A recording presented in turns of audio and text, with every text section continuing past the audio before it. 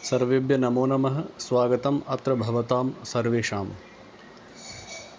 आप सभी का ऑनलाइन शिक्षण में स्वागत है। पिछली कक्षाओं में संस्कृत के इंट्रोडक्शन में हमने कुछ जानकारी प्राप्त की थी। आज हम वर्ण विचार के बारे में पढ़ेंगे। किसी भी भाषा को सीखने के लिए वर्ण विचार का ज्ञान आवश्यक है।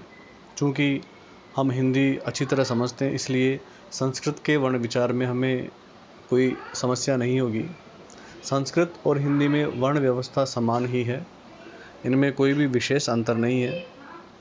जो सबसे छोटी इकाई होती है उसे अक्षर कहते हैं। अक्षर का ही नाम वर्ण है और ये स्वर और व्यंजन में विभक्त होते हैं। वर्ण या अक्षरों को जोड़कर ही शब्द का निर्माण किया जाता है। शब्द सार्थक होता है, जिसका कि कोई अर्थ होता है, और उन्हीं शब्दों को मिला करके एक सार्थक वाक्य का निर्माण किया जाता है, जो कि भाषा के लिए बहुत ही मूलभूत तत्व होता है।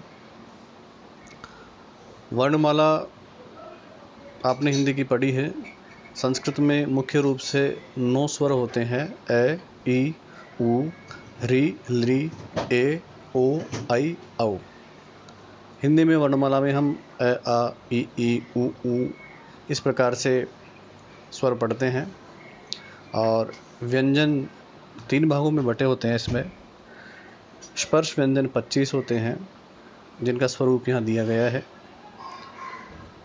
क, ख, ग, घ, ng। जब हम हिंदी में पढ़ते हैं तो इसको कई बार अणखाली बोलते हैं, तो ये अणखाली नहीं होता है।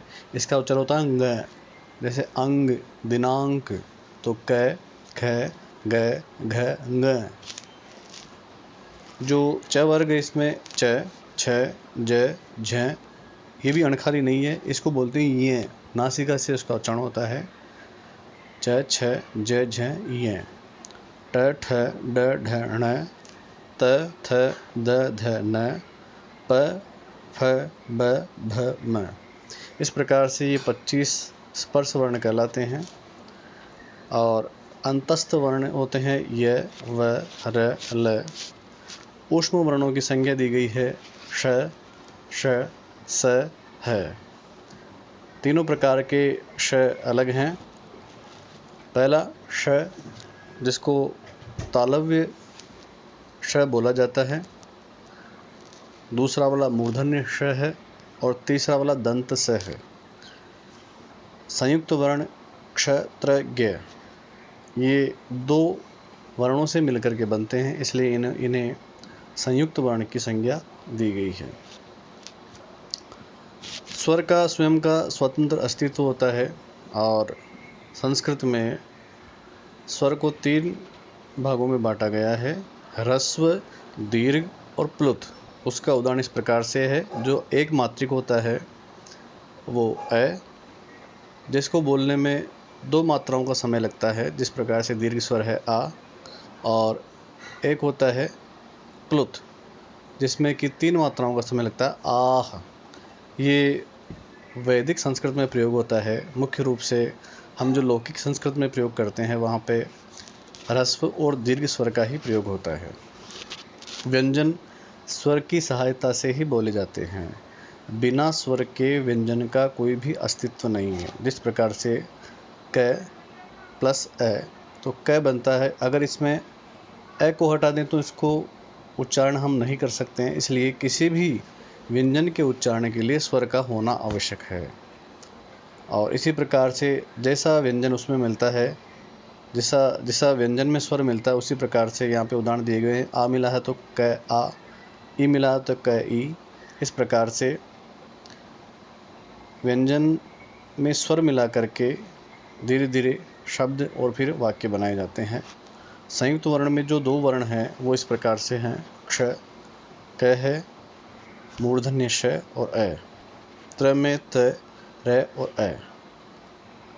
जो ज्ञ है, इसमें ज, य, अ। इसका शुद्ध रूप ज्ञ भी होता है। इसमें बहुत कन्फ्यूजन होता है, इसलिए इसको ध्यान रखना कि जो ज्ञ से ज्ञानी वाला है, इसको ज भी बोलते हैं। इसमें ज, य और अ, ये वर्ण इसमें होते हैं। जहाँ पर हलंत लगता है उसका मतलब है उसमें स्वर नहीं है। स्वर लगने के बाद में ही व्यंजन का अस्तित्व बनता है उसको हम उच्चारित कर सकते हैं। आपके जो प्रथम, द्वितीय और तृतीय पाठ है उनमें पद संयोजन और पद विच्छेदन भी है। अगर हमें वर्ण का ज्ञान हो जाता है तो स्वर और व्यंजन का ज्ञान हो जाता है तो उसे हम आसानी से कर सकते हैं। देखिए, शब्द बनाने के लिए अलग अलग व्यंजन और स्वर को मिला करके एक शब्द बनता है, पद बनता है। पद को ही शब्द कहा जाता है। जिस प्रकार से ब व्यंजन है उसमें आ मिला, बा बना, ल में अ मिला, ल बना, क में अह मिला, बालक है।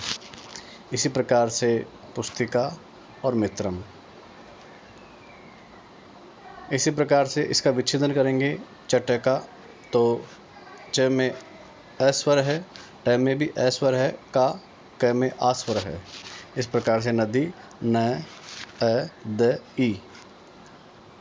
हलंत का मतलब है उसमें से स्वर निकल गया। तो इनको जब भी हमें वर्ण संयोजन या विच्छेदन करना होता है हमें इसी प्रकार से लिखना है।